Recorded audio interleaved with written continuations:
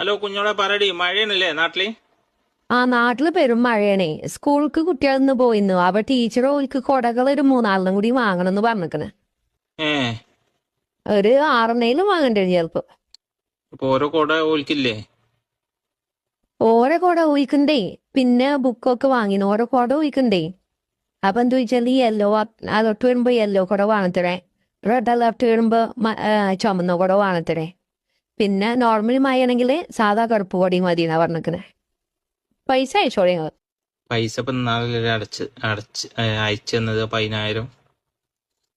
അത് നിങ്ങൾ പറയല് ആ പതിനായിരത്തിനും ബുക്കും പേപ്പറും പെന്നും എല്ലാം വാങ്ങിക്കുന്നു. ഞാൻ അതിനൊരു ഏ 1000 കൂടിയും ഇസ്കിറ്റില്ല.